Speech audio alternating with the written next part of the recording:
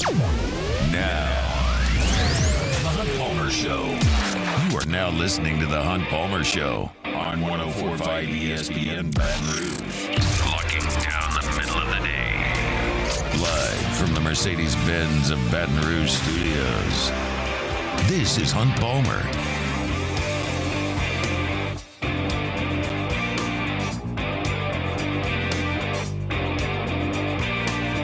Welcome in! Hunt Palmer coming to you from Mercedes-Benz Baton Rouge studio downtown in the capital city on this Fat Tuesday. Happy Mardi Gras. You're taking the day off of work. Enjoy it. Appreciate you locking us in. Have some fun. If you're grinding away today like we are, we're here for you. We'll get you through this Mardi Gras work day. Got Jacob Beck and Casey Gaines back there on the ones and twos. Both of our normal Tuesday guests are clowning around. Sharif's on TV, but dressed up as something ridiculous, I'm certain, and I'm not sure taking things too seriously on the job today. And then Glenn West, our guy from Go 24/7, is on the route over on St. Charles with family over in New Orleans. So both those guys out today. Had to replace them, so we did. Zach Albaverdi covers Florida for Gators Online. He's going to be with us in 30 minutes talking LSU in Florida. That's a 7 o'clock Central Time tip-off from the O-Dome tonight. I'll certainly get you ready for that one as well. And then Lynn Rollins is going to jump on. He'll be on the call for all 4 LSU baseball games coming up this weekend. He and Ben McDonald all over it. So we'll welcome Lynn back to the show. We'll talk some college baseball with him coming up at 2:15. The Athletic had an interesting college baseball coaches survey that I want to get into a little bit later. Saints mock draft thoughts that I'm trying to maybe change my line of thinking on coming up in the next segment. We're going to start with a very, very interesting piece that Ross Dellinger, our old friend, wrote over at Yahoo, titled, "With College Sports at a Key Juncture, What Does the Future of the NCAA Tournament and College Football Playoff Look Like?"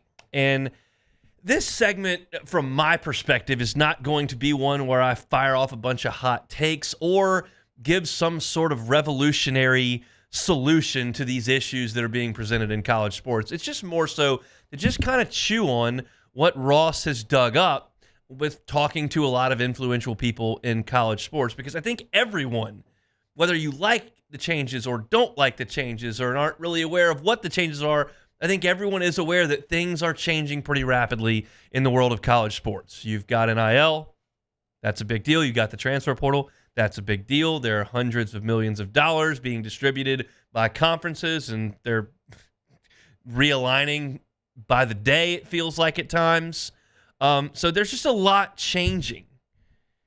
And we just don't know what those changes are going to produce. So I've kind of taken this piece that Ross wrote, and it looks like I've diagrammed a sentence back in 5th grade, where you used to take out, maybe just do kind of an outline of what this to make of this whole thing and put each piece in its specific place. And so I'll kind of walk through my notes as I read Ross's story, and I welcome you to go to Yahoo and check it out. It was posted this morning at about 10:45.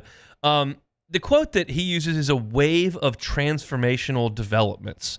And he labels these transformational developments as a new compensation model for athletes. I think we all agree that what's gone on over the last 2 years has been chaotic at the very least. It's just the amount of money being spent on high school recruits essentially is astronomical. And maybe that's here to stay. Maybe the market won't support it. But we all know that there are a lot of people that are in the middle of this thing that are a little bit unhappy with it and would like to see it changed a little bit or regulated a little bit further. Okay, well, how does that look?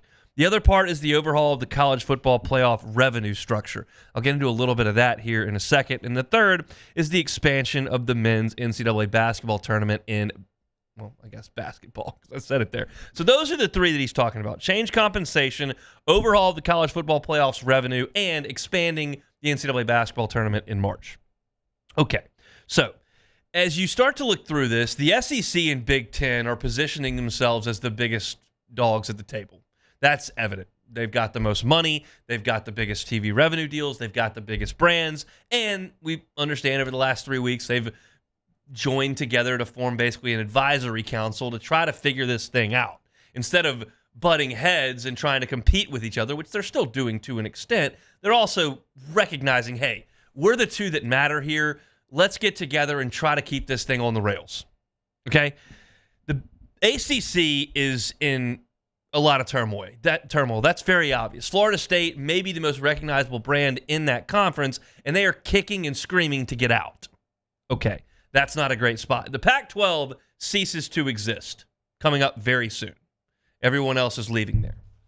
So that leaves the Big 12. And the Big 12 is trying. Bless their heart, they are trying.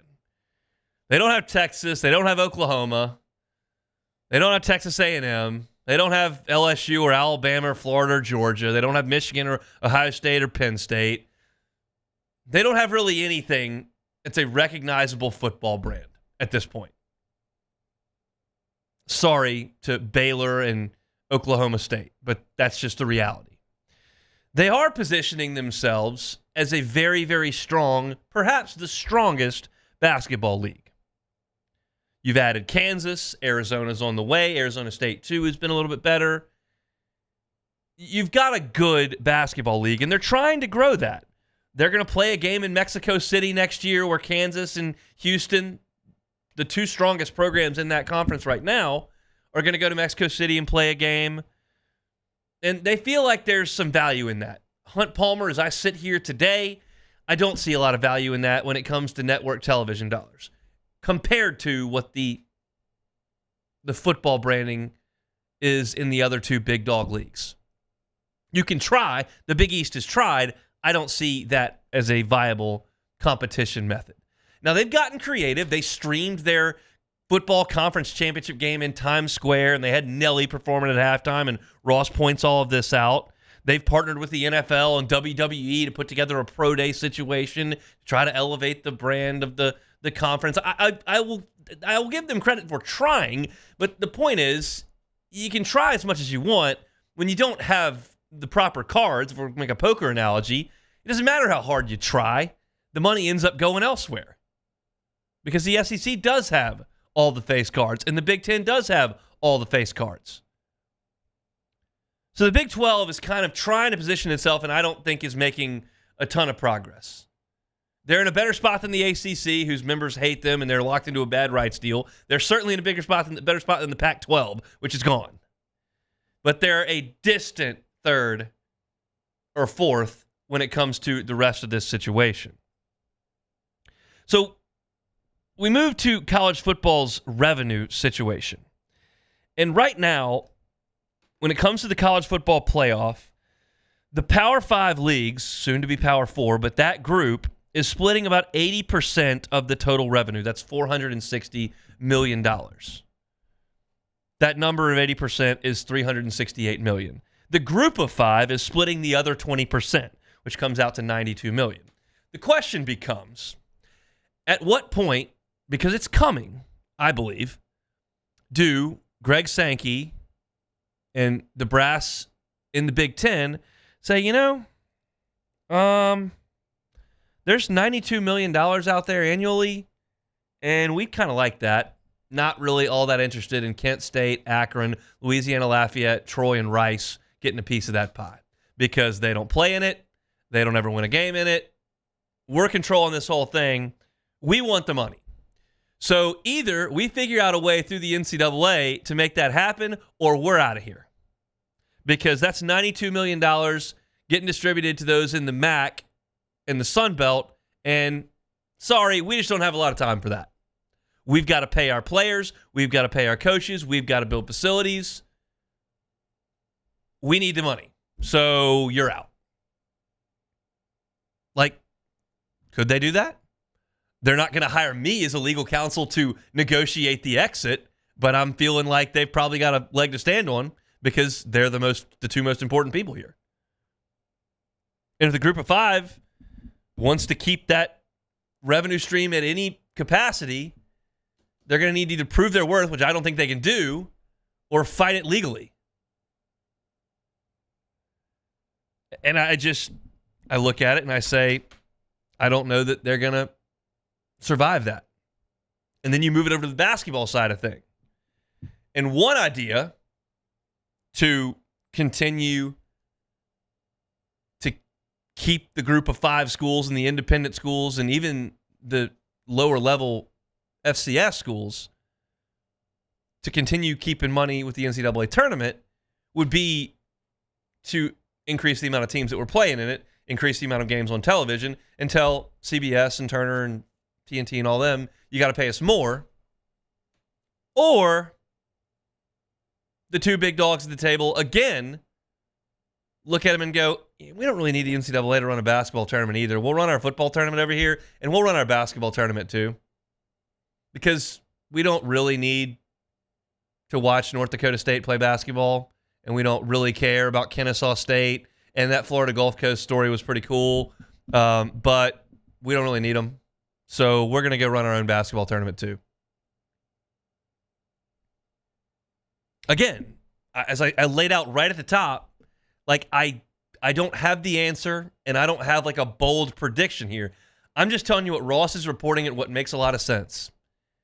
And when money is always going to be king, and now there's got to be even more of it to make sure that the players are compensated so you can keep them to play football, it becomes less palatable to start sharing things with Akron and St. Mary's and Utah State. It's just, sorry. He who has the gold makes the rules. And again, you know me by now, know me well enough to say, like, I look at things first and foremost, how does this affect LSU? And the fact of the matter is that no matter who's running the college football playoff, LSU is going to have a great chance to make it in there.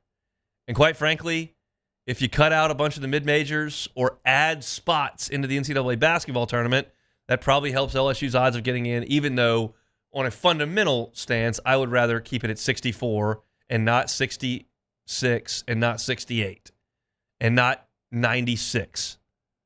But LSU far more likely is going to be between 35 and 96 than it is 1 to 35. That's just the history of the program.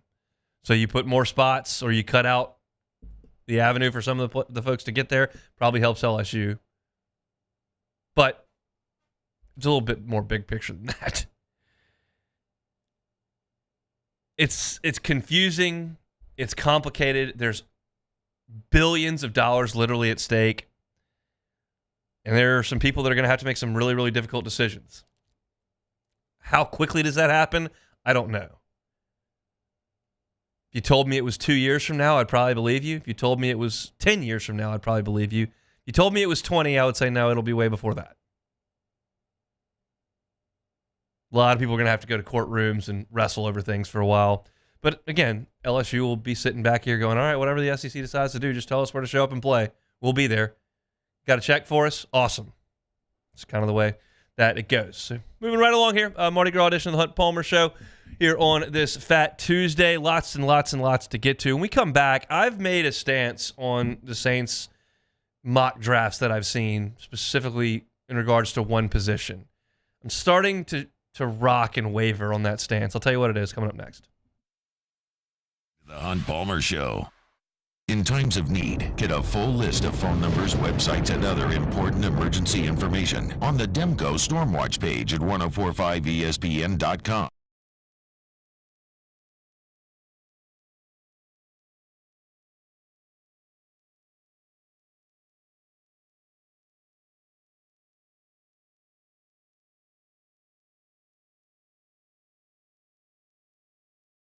Bayou Ford has the new inventory to get you in a new Ford truck or SUV today, or customize your next vehicle just the way you want. All new Bayou Ford vehicles come with a 1 million mile powertrain warranty. The crew at Bayou Ford is going to do right by you.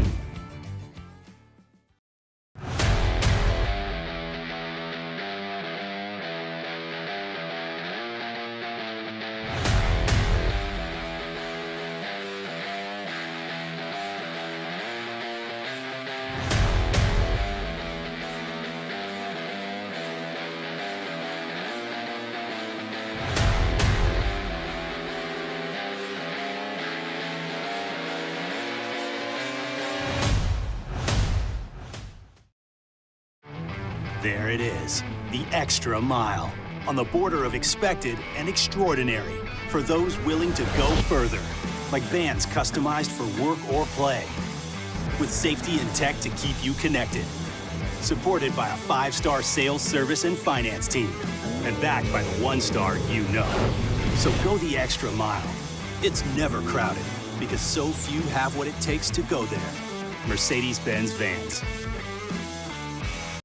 Hey, it's Matt Moscona. For years, you've heard me tell you about Insurance Network of Louisiana, helping you find better coverage for less money. But it's not just for your home and auto. They also offer commercial property. So, retail stores, professional offices like doctors, dentists, attorneys, clothing boutiques. Insurance Network of Louisiana can find you better coverage for less money. They service the entire state of Louisiana, and they're local. So call today at 293-0450 or lainsurance.net. Yo, Jake here from my friends over at Community Steel Company located in Gonzales, Louisiana. The local place you can turn to for all of your metal building needs. Notice I said local, not Houston, not Dallas, not Atlanta, but right here in Gonzales. Visit them at their brand new state-of-the-art website at communitysteelco.com or pick up the phone and give them a call today to answer all of your questions on your metal buildings, roofing and sheet metal, and any other steel needs you or your business need at 225-647-2020. There's never been a better time to catch a John Deere deal from the crew of Sunshine. Ask us about our low monthly payment options on our tractor packages and let the good times roll. With equipment strong enough to power one of the world's largest celebrations, we've got your needs covered too. Learn more about what it means to be powered by Sunshine at sunequip.com. Some restrictions apply. See dealer for details. Offer ends April 30th, 2024. At Relief Windows, we're more than windows. We're windows, doors, hardy plank, and vinyl siding. But our number one product is always customer satisfaction. Visit us online at reliefwindows.com. Oh, by the way, we do shutters too.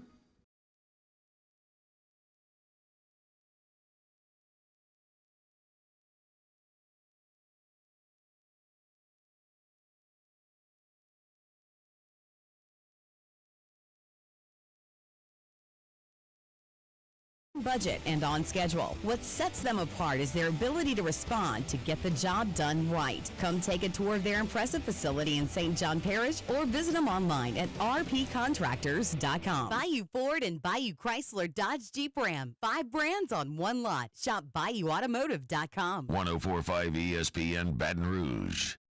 Moscona inviting you to join us for Tuesday's AFR, powered by Sunshine, your hometown John Deere dealer in Louisiana. It's Mardi Gras, but we are live, so join us. We'll continue reacting to the Super Bowl and getting you ready for LSU baseball. Join us 3 to 6, 104.5 ESPN Baton Rouge.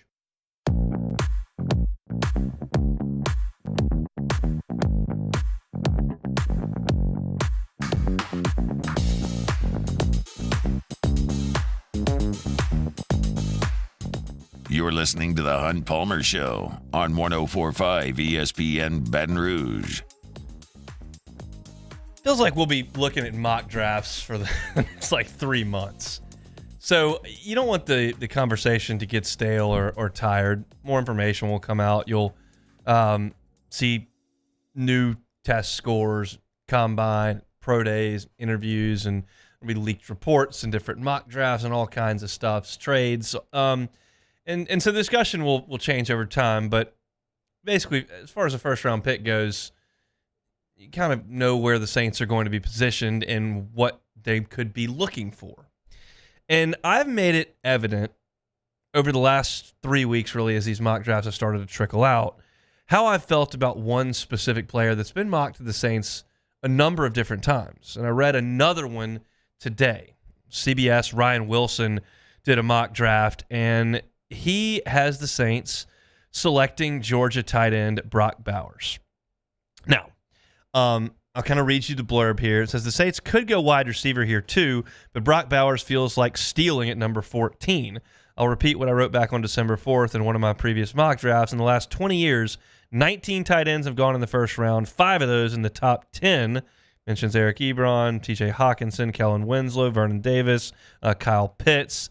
The other 14 tight ends were drafted between number 19 and 32. I mention this because Brock Bowers is special. In fact, he's number 5 player on my big board. Maybe he's different. Maybe he'll be a tight end worth taking in the top 10. For now, though, I'm going the middle of the first round to New Orleans right here at 14.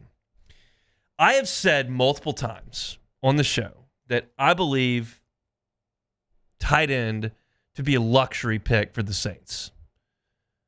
I believe there are far more pressing needs on both lines of scrimmage than tight end, which I guess technically could be on the line of scrimmage, but you get what I'm saying.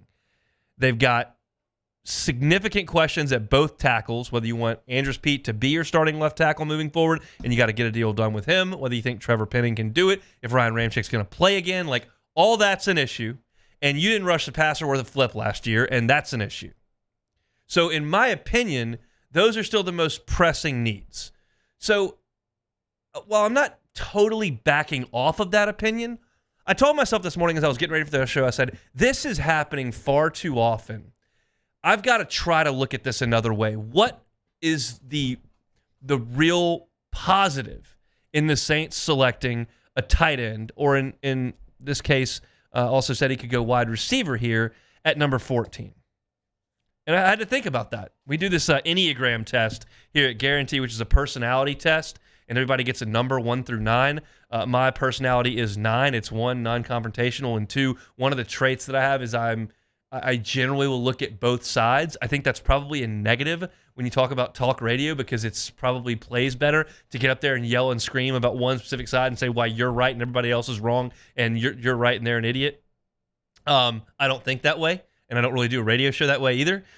So maybe it sounds wiffle-waffly at times, but I have this capability. I'm gonna go ahead and do it. So here's, I guess, the other side of that.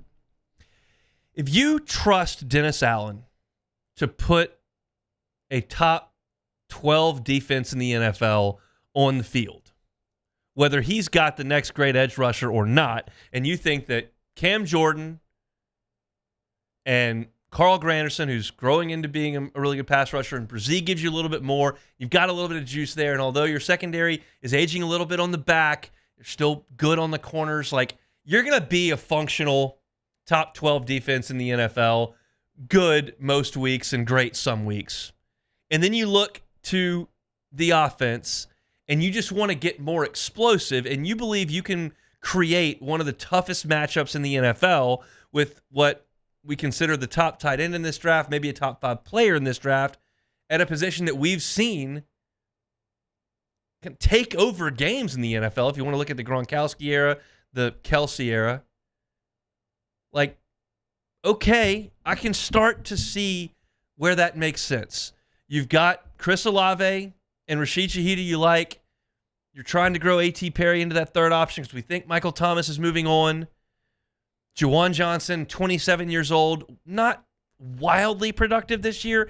When you look back at Juwan Johnson's year, per game it was decent because he only played 13 games. If you add 4 more games to this, maybe it looks a little bit better. But look, you're talking about a guy that had 368 yards worth of balls and 4 touchdowns. He's serviceable. Foster Moreau is serviceable.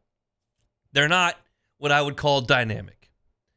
And if you think that you can create some of what the Raiders had with Waller and Carr, and you think that you're bringing in an offensive coordinator in Clint Kubiak, who just left a place where George Kittle was a matchup nightmare at times, and you think that you could become a top 10 offense in the league based on that matchup putting you over the top, like, I can start to understand the thought process. Again, you haven't knocked me off my axis here. I think they should draft a tackle. I think the offensive line play this year was terrible. And maybe that was some injuries. Maybe that was Doug Marrone doing a poor job coaching. I can't pinpoint it exactly other than to say that I thought it was bad. And I thought that Derek Carr got bludgeoned early in the season. So I still feel like offensive line is a bigger need. But I can start to follow along with the thought process a little bit there if I try. Now, I am going to draw the line at wide receiver where I said they could go wide receiver here. I think if you were to draft, I mean, we'll just go local here. I think if you were to draft Brian Thomas, you have not addressed far greater needs in your organization, in my opinion. I just don't think a third or fourth receiving option is quality. that you need. I would suggest if you're drafting Brock Bowers here, you're getting the number 1 or 2 receiving option.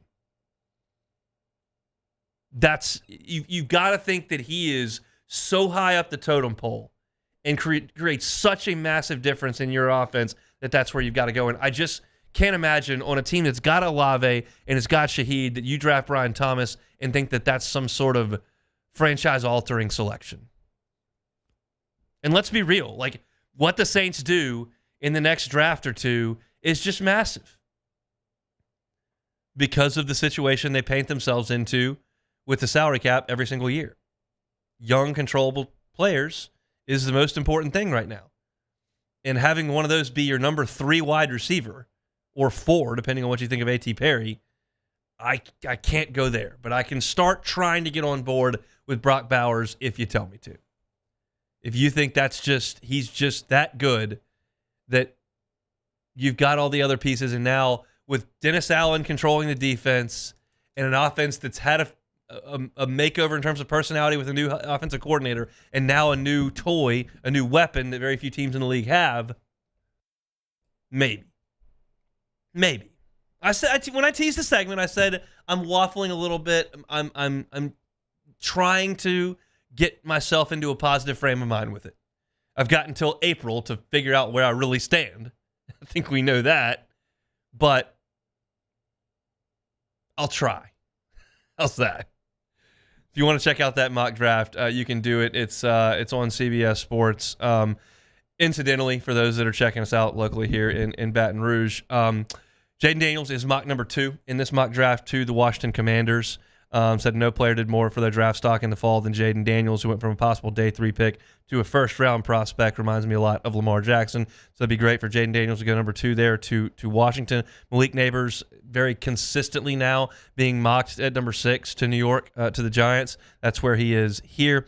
And Brian Thomas does come up a little bit later in the first round, beyond where the Saints pick. They've got Brian Thomas going to the Tampa Bay Buccaneers at number 26 in this draft. Incidentally, those of you who are interested in Bengals picks and things of that nature, J.C. Latham, offensive tackle from Alabama, mocked to the Bengals there, and that'd be just fine with me. Keep Burrow upright, please.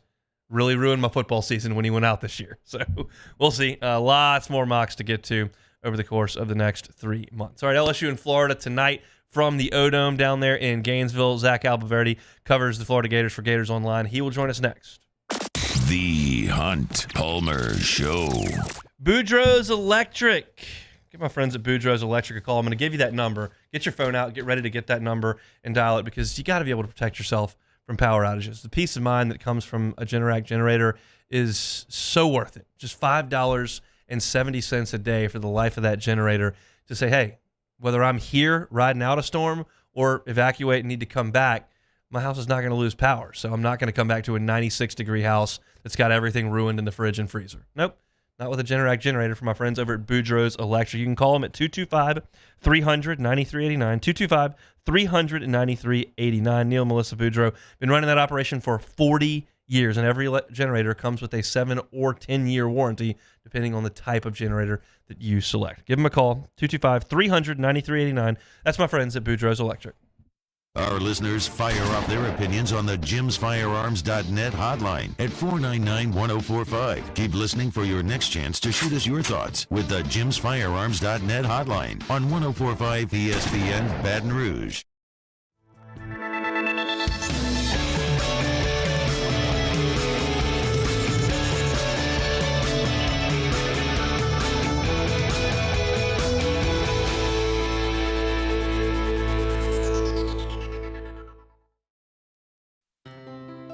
When it comes to ending cancer, we push forward, always working together for you. That's why our cancer experts at Ochsner have clinically integrated with MD Anderson Cancer Center. This means advanced cancer care, including access to life-saving clinical trials and integrating care to treat the whole you. Introducing Ochsner MD Anderson Cancer Center. Long live you. Was a humid day, barefoot children play, looking for that summer shade. Time just slips away. Oh, Louisiana, some kind of hold on me. Like cypress stumps, your roots are planted deep inside of me. I've been doing business with Luba for 25 years. They're dependable, trustworthy. It's just the attention to detail with our clients. Our folks have years and years of experience. They're highly trained professionals, but many companies have that asset. What I'd like to think makes Luba a bit different is that we use those talents in a way that truly is dedicated to serving the needs of the folks who depend on us. Dylan Cruz here to tell you about Six Rings Baseball and Softball Camp. If you live on the North Shore and play ball, go to Six Rings Camps with former LSU assistant coach Dan Canaveri. His knowledge is second to none, and your child will improve and have fun doing it. Camps are held at Coquille Park and Six Rings Academy in Covington with 4 sessions over the summer. Full day and morning only sessions are available from ages 7 to 13. Go to sixringsbaseball.com or call 985-206-9096. Learn the game to love the game. BRAC teamed up to reimagine your parks, and you imagined big. With your help, we went to work, creating 12 beautiful community parks across the parish. A family-sized water park, miles and miles of trails, and parks just for your dogs. There are more places to splash, to explore, to run wild, and even soar. You imagined, we delivered. Gold. BRAC, your #1 park system in the nation. Bayou Chrysler Dodge Jeep Ram has $20,000 off new 23 Ram 1500 Black Widow trucks. $20,000 off new Ram 1500 trucks. Join us for a Valentine's Day edition of OTB. T-Bob Hebert will be back from his Mardi Gras celebration. Maybe. Hopefully. Matt Flynn will be in for an hour of flustering.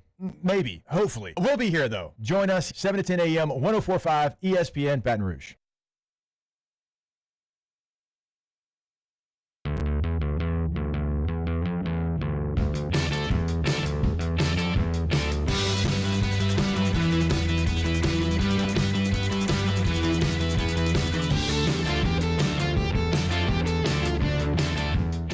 This is the Hunt Palmer Show on 104.5 ESPN Baton Rouge.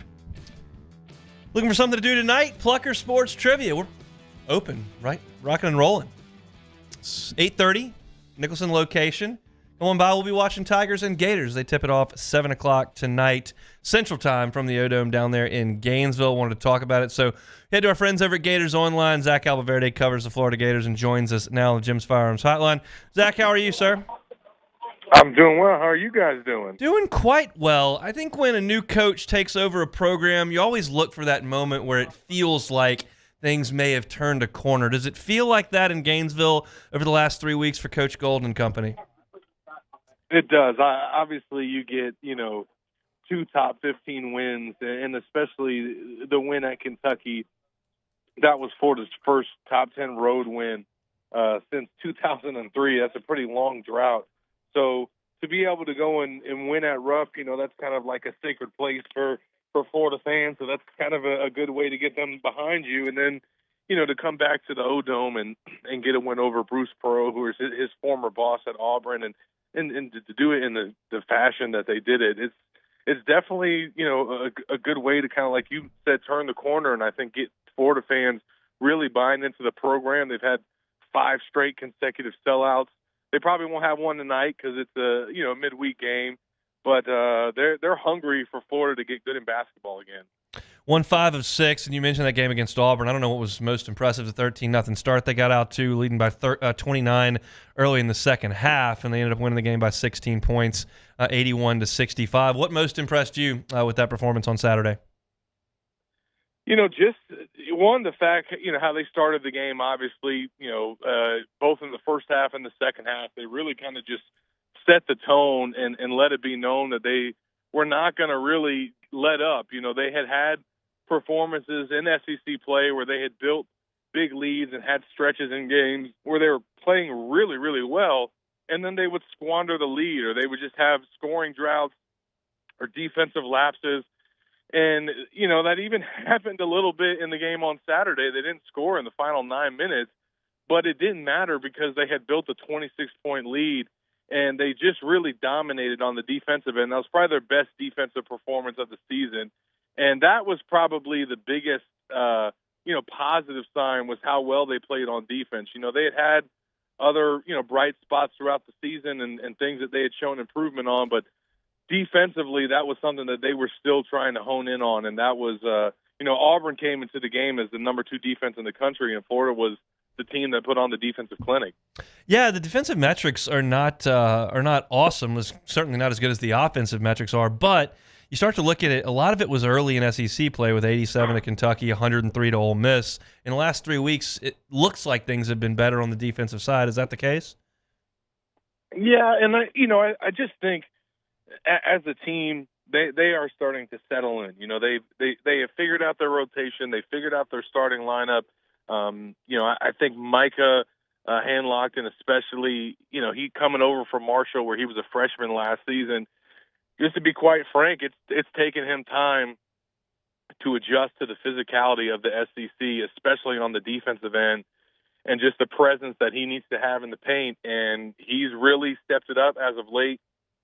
The game on Saturday was probably his best defensive effort of the season, and he said when we talked to him yesterday that that's kind of the new standard for how he played. I mean, he had 5 blocks in that game, 9 rebounds. He was just all over the place.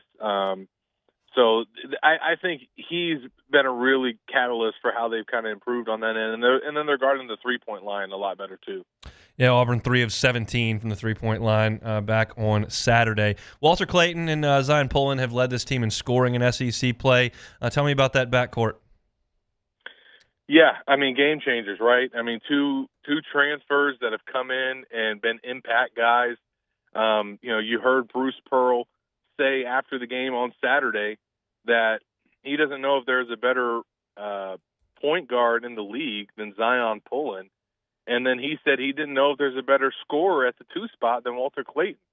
And he thinks that, when those 2 guys are going, Florida's going to win a lot of those matchups. And, I mean, that's obviously something that they've been lacking, and that was an area that Golden wanted to address in the portal. And, between getting those 2 guys, and we talked about Micah Hanlogden, but also Tyrese Samuel as well, their other big. I mean, this transfer class, which was one of the best transfer classes in the country on paper, has really shown up. And I think Pullen and Clayton are leading that charge. I mean, Pullen is just, the way he runs that offense and the master that he is on the floor. I mean, Florida hasn't had a point guard that good in some years.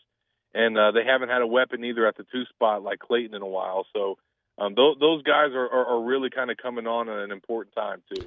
What gives this team trouble when they get into some trouble? Well, I mentioned obviously the fact that they've shown the inability to sometimes play with the lead, have that killer instinct, so to speak. Like once they get up, just continue to put their foot on an opponent's throat and just close them out. And that's what they did against Auburn, but that was at home. I think now that they've seemingly turned a corner, they've won 4 of their last 5 games. Can they play with that consistency? Can they, now that they've had some success, not rest on their laurels, so to speak? I mean, they're in a good spot to make the tournament, but they still got to keep winning games. And the LSU is absolutely a team that can come into the O-Dome and beat Florida if they have another defensive letdown, if they have another stretch like they had just in the Auburn game where they went the final 9 minutes of the game, 9:40 of the game without a field goal. I mean, you cannot do that. Most games in the SEC, you're not going to get a 26-point lead and be able to withstand something like that. So, they have those lapses on both ends of the floor where they really drop the ball, and that has cost them games, that's cost them leads, and that's something that they got to get away from as we get closer to March. Matt McMahon has said multiple times that he feels like his team is at their best offensively when they're playing with a lot of tempo going up and down the floor. It's kind of puzzled me that they tried to get into track meets with Alabama, and they ended up giving 109 points in both of those games. They scored a lot of points, but they're giving up a lot of points. I look at Florida, and I see a team that's 7th in the country in points per game and 3rd in the country in field goal attempts per game. They want to get up and down and go? Yes, they do. They do. That is their pace. I mean, they can run their half-court offense because, like I said, Pullen is really talented, and they can get into some of those sets, but they like to push the pace. They got bigs that can run the floor. They got shooters that they can set out at the corner. So that's really that's Florida's game right there. So I'm sure that's something that LSU wants to prevent. Auburn tried to do some things defensively to slow Florida down. They tried to trap some of their guards in the second half. But they weren't effective at doing it. But Florida has had times where they've had some teams be able to run some different things at them, switch up their defenses, and kind of throw them off of their game. And I imagine you're going to see LSU try to do some of that tonight. We'll see. It's LSU in Florida tonight, 7 o'clock from down there in the O-Dome. Quick football question before we get out of here. Just kind of the temperature around things as we've gotten into an off-season after year 2 of Billy Napier. Yeah, well, Hunt, if you would have asked me last week, I would have said, things, are seemingly on the up and up because they had finalized their class and kind of finalized their staff hires, and we knew where things stood from a play calling standpoint on both sides of the ball. But obviously, in the last week, Florida lost its strength coach, which has kind of put a damper on things. It just for the time being, you're a month into your off-season workouts. You've totally revamped your strength and conditioning program, and then you lose your head strength coach a month into it. It's not ideal. Florida has other strength coaches on staff that'll lead the team through this period, but that's something that they're going to have to get figured out. It'll be curious to see if they can make another hire in that space. There's a big story that came out today from the Orlando Sentinel about Florida's NIL efforts and what they're trying to do to get that rectified. So obviously, if Florida is still a team that needs to get better, a football program that needs to get better, the bright spots for them are they still do have a lot of young pieces from this past class that just came in and all the freshmen that played last season. Those are going to be kind of their building blocks with their kind of key returners like, the Graham Mertzes. And so we'll see. I think Florida's they've got to be able to get some wins early on in the season to get some momentum going and to get some confidence as a team. What do people think when they see the 5.5 win totals floating out that we've seen kind of early on here? I honestly, I don't think that surprises anybody, given their schedule, given how Florida's done, obviously the past 2 years, and some of the changes that they had personnel wise. Even though they return their quarterback and they return a lot of young players, I think they returned the 4th most in the SEC in terms of returning production. They still did lose some key pieces, especially on the defensive side of the ball. Now that unit wasn't great, but there's just a lot of newness there. So between that and obviously the schedule that Florida drew and a lot of question marks, I get it. Vegas, they had Florida at 5.5 going into last season, and they were right. And that's what they got him at right now. So, Florida's going to have to prove some naysayers wrong for sure. Enjoy some basketball tonight, Zach. We appreciate the time. For sure, man. Appreciate you guys for having me. Zach Albaverdi covers Florida for Gators Online, Gainesville Sun as well. We appreciate a little bit of time with him. We'll get to our guy, Nick Delatorre, when baseball season rolls around and the Gators come to Alec Box. I texted Nick last year before the LSU-Florida basketball game. I said, hey, can you come on and talk some basketball? He goes, I don't do basketball. I do football and then baseball. That's it. I said, all right, well, get me somebody who can do basketball. He got me Zach, and we appreciate Nick for helping set that up, and we'll certainly talk to him in a few weeks. That'll be a big one when Kevin O'Sullivan's team comes to Alec Box Stadium. Speaking of the Box, we'll be there on Friday. Off the bench, we'll be there from 7 to 10, and I will be on right there outside of Fanfare and the in Championship Plaza from noon to 2, leading you up to first pitch, 2 o'clock on a Friday afternoon between LSU and VMI. Very, very much excited about that. When we come back, we will close out hour number 1 on this Tuesday edition of the Hunt Palmer Show. You are now listening to the Hunt Palmer Show. Audio Video Security Solutions. You can find them at avssla.com. Look, a lot of folks love to sit home and watch games as opposed to fight the traffic, pay them big money for the tickets, and deal with everything that goes into the in-stadium experience. I get it. A lot of people want to stay at home. Why not make your in-home game watching, viewing situation as good as it can possibly be? Audio Video Security Solutions can help you do it. Local company right here out of Baton Rouge. They can come in, mount your television, wire the entire house with surround sound. They'll bring all the equipment from the television to the speakers to the wiring. They'll make it happen for you. Just tell Mitchell Fisher and company what you want. If you know, you can tell them. If you don't really know what the capabilities are, they've got a showroom on Jefferson Highway, and they can absolutely come to your home and show you what they can do. The website is avssla.com. You can find them on Instagram as well. It's got great pictures and videos of some of the awesome things they can do in your home or maybe in the backyard area where you spend a lot of your quality time coming up here in the spring. It's AVSS_BR, AVSS_BR on Instagram. Audio Video Security Solutions at avssla.com. In times of need, get a full list of phone numbers, websites, and other important emergency information on the Demco Stormwatch page at 1045espn.com. Gulf Coast Bank and Trust is giving our customers the power to bank anywhere, anytime during this challenging event. And we're right there with you. Our mobile banking app is a smart way to manage your money and time. Gulf Coast Bank and Trust, the bank that cares about you. Join MMR and ignite your career today. MMR is the largest electrical and instrumentation contractor in the nation, and they're seeking talented individuals to join their team. For over 3 decades, they've been headquartered right here in Baton Rouge, and they have offices all around the globe. And MMR offers a tailored path for both professional and personal development, outstanding benefits, and a dynamic culture. So whether you're an intern, a seasoned pro, or you're just starting out, see what MMR can offer you. Apply at mmrgrp.com. Bayou Ford has the new inventory to get you in a new Ford truck or SUV today, or customize your next vehicle just the way you want. All new Bayou Ford vehicles come with a 1 million mile powertrain warranty. The crew at Bayou Ford is going to do right by you. Electricity is all around us, and our families depend on it. Every day is sparked by the power of a cold drink or a warm meal, a movie night, and a comforting light at the end of a dark hallway. From sunrise to sunset, playtime to bedtime, our team is ready to take care of your electrical needs. Even in the case of an after-hours emergency, the light in your life shines brighter with Mr. Electric.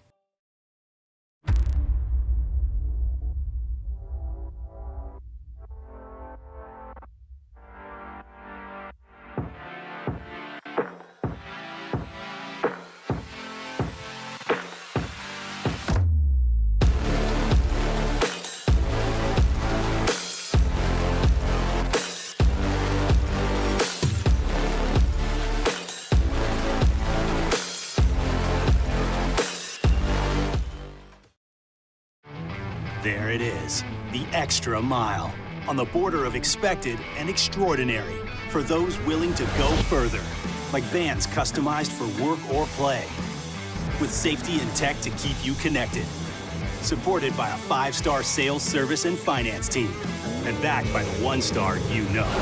So go the extra mile. It's never crowded, because so few have what it takes to go there. Mercedes-Benz Vans. Hey, it's Matt Moscona. For years, you've heard me tell you about Insurance Network of Louisiana, helping you find better coverage for less money. But it's not just for your home and auto. They also offer commercial property. So, retail stores, professional offices like doctors, dentists, attorneys, clothing boutiques. Insurance Network of Louisiana can find you better coverage for less money. They service the entire state of Louisiana.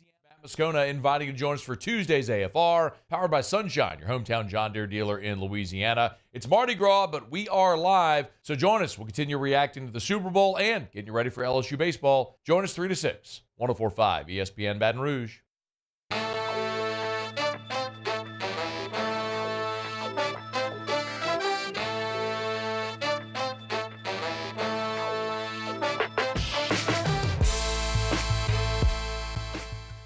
Your national champion LSU Tigers open the 2024 season Friday, February 16th, and we'll be broadcasting live from the box from 7 to 10.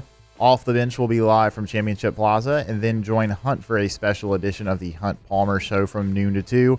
Come out to Fan Fest, presented by Coca-Cola at noon, and say to welcome the Tigers as they take the field for the first time this season. It's opening day at the box with 104.5 ESPN Baton Rouge.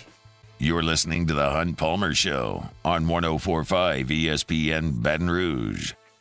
Every time you read that, I just have to sprint over to the weather and see what things are looking like. Okay. Yeah, what's the rain So percentage? today, the projection for Friday, high of 71, which is phenomenal. It's even higher than it was yesterday.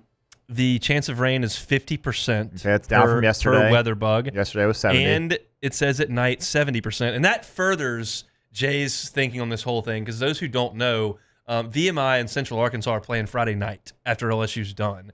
And Jay would just rather make sure he gets his game in at 2. And if the folks at night get rained and they stay up till 1 in the morning, like, sorry that you wanted to come play at the box, those are the breaks. So it's not ideal. I get it, that people would rather LSU play the evening games so they can get off work and go out there. It's the way it has generally always been. But there are some reasons for this decision. And it's like I was saying earlier, like if you tell the LSU fans at Christmas that the game in February is at 2 o'clock, they'll figure that out. Last year when you told them that 20 hours before the game, that sucks. Tough. That's just not a good deal for a lot of people. So I think that was the reasoning behind this. And so hopefully we got good weather coming up on Friday. We've got great weather today. If you're out on a parade route, appreciate you locking us in today as we've been live and local all day long. Jimmy and Charlie decided to duck out, but Max held down the fort, and Matt's going to be on a little bit later today. We got another hour and change to go here. It's not often on this show that we discuss a topic and then nothing else happens and we immediately come back and discuss it the next day. But I've felt the need to do that with this Kyle Shanahan overtime decision, because he had another press conference and doubled down saying he wanted the ball third.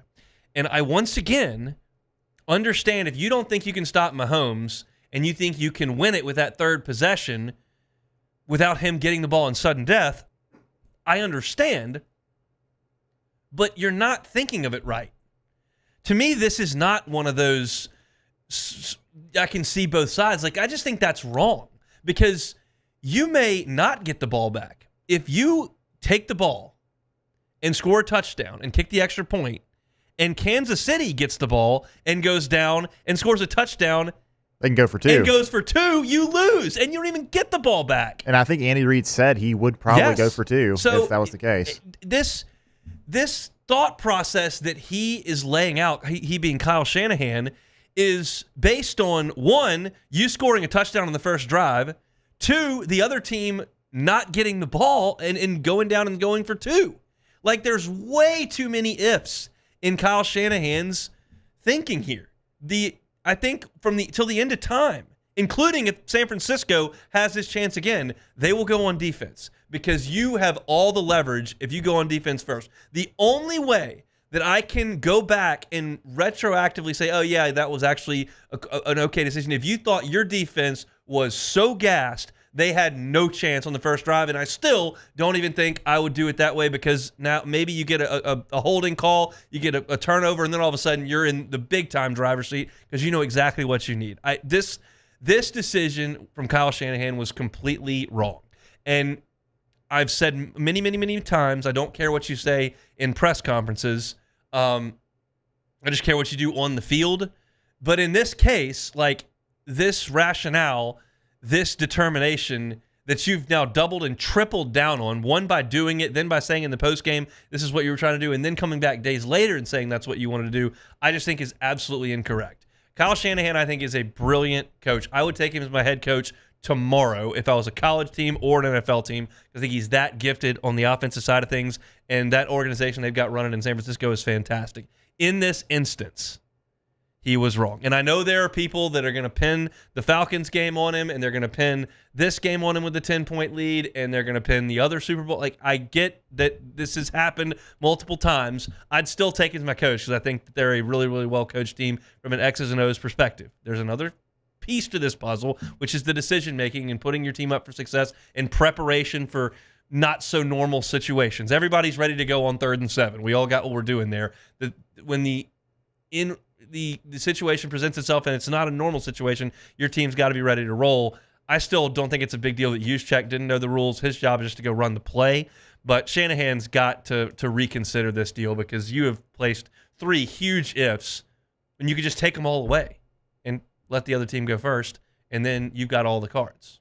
You can go for 2 and dictate things. The only team that can't dictate anything is the team that goes first. The team that goes second can dictate things by going for 2. The team that goes third, if they get the ball, can have the opportunity to finish it. But if you go first, it's no good. Got to reconsider that, Kyle.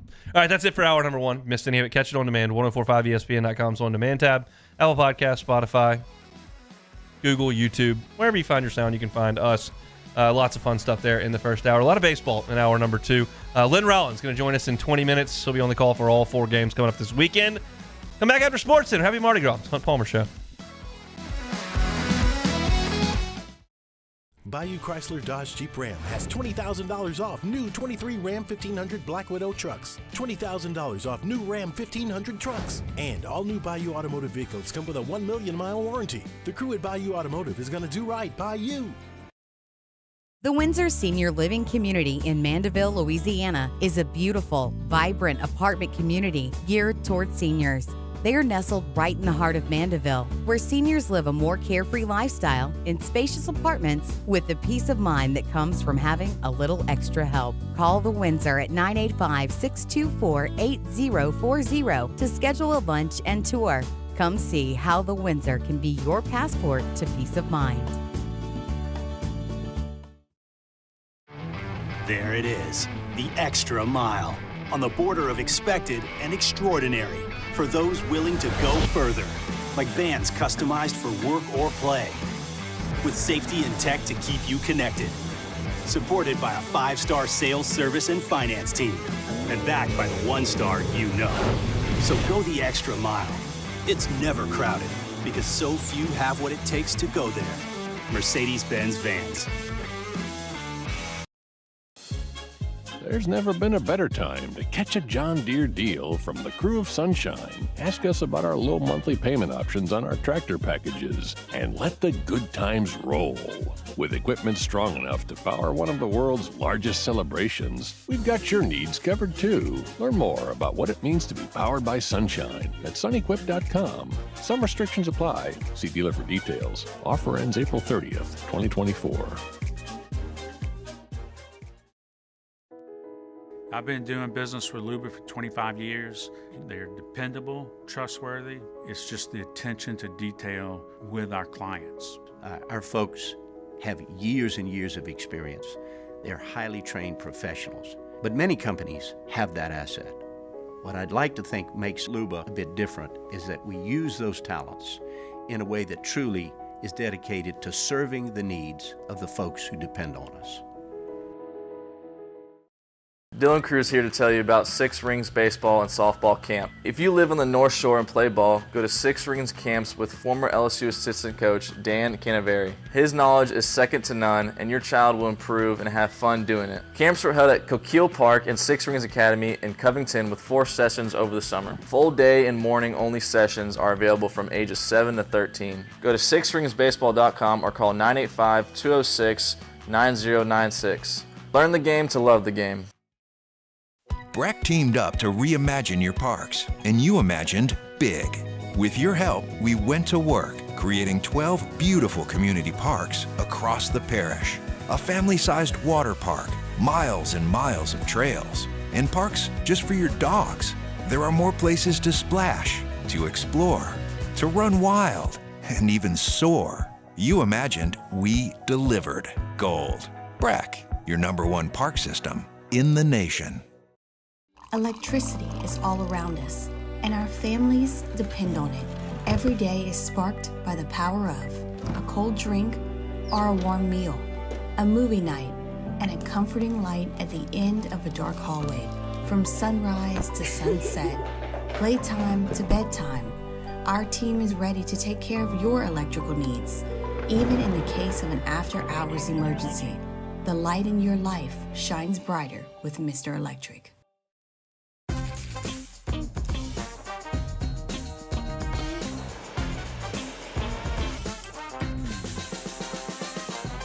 The best kept secret in town is out. Discover Tallulah at the Renaissance Hotel on Bluebonnet.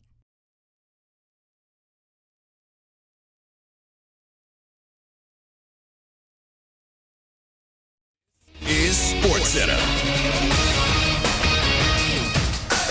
I'm Christine Lisi. Edge rusher Hassan Reddick dismissing a report that he requested a trade from Philadelphia. On X, Reddick posted he never asked for a trade but understands it's a business and is preparing for what's next. He would like to get an extension done with the Eagles. Reddick is entering the final year of his current contract. NBA crew chief Ed Malloy admits the foul call on the Knicks' Jalen Brunson last night was wrong, said the contact after the release of the ball was incidental, marginal to the three-point shot attempt by Houston's Aaron Holiday late in the game, should not have been called. He's right about that, says ESPN NBA insider Brian Windhorst. This was an absolutely brutal call. And not only that, but it was great defense. Jalen Brunson played great defense there. He forced Aaron Holiday into only using one arm. Exactly. Because he did such good contesting of that shot. He did one arm. Wichita police arrested 45-year-old Ricky Alderette in connection with the theft of a Jackie Robinson statue 6 weeks ago. They don't believe the crime was race-related. They say the motivation, selling that statue for scrap metal. Hey, it's your resident Super Bowl champ, Chris Candy, coming up Wednesday. I'll tell you which players will have the biggest impact on next year's NFL season. It's Unsportsmanlike, 6 a.m. Eastern, right here on ESPN Radio, ESPN2, and ESPNU.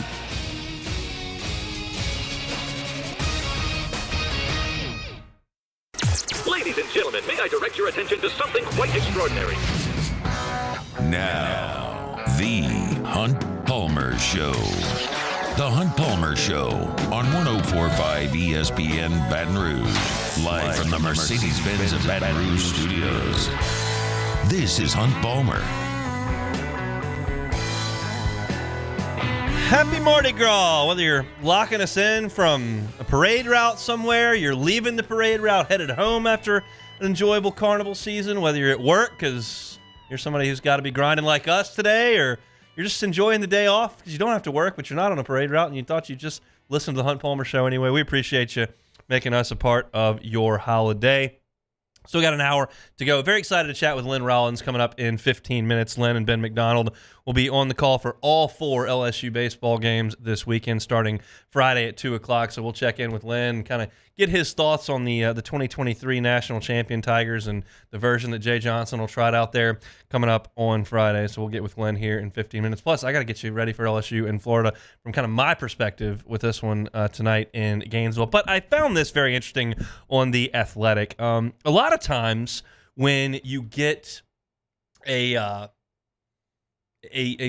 bunch of coaches or players surveyed to kind of get some answers, it's an anonymous thing, so you can maybe people can be a little more honest than they'd like to be with their name attached to it. In this case, The Athletic just polled some current college baseball head coaches, and they kept all their answers and names public. They published all of them.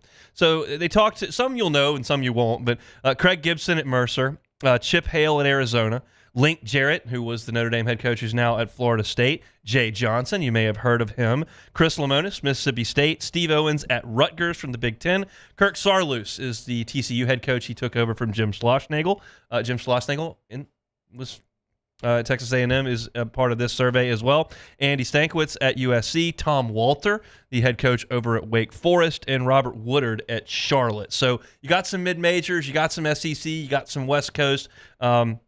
I think you got one Midwest in there, don't you? Maybe not. Don't have a Midwest. That's all right. That's who they polled, and they just asked them some pretty simple questions about current college baseball and all time, and I thought some of the answers were very revealing. The first question was, who's your pick for best position player in the country in 2024, not on your team? And as you might imagine, Tom Walter has a pretty vivid memory of one of the top players in the country, and he says, well, when you talk about just raw hitters, I think it certainly starts with Tommy White as LSU. He's as good a college hitter as I've ever seen. Power to all fields, feel for the barrel. He competes. So for me, he's the best after Nick Kurtz, who was on his team. So Tom Walter, Tommy White ended his season last year, the best season he's ever been a part of. I'm not surprised that you got that answer from Tom Walter. Interestingly enough, though, I go down to Jim Schlossnagel's answer for best position player in the country entering this season, and he says Tommy White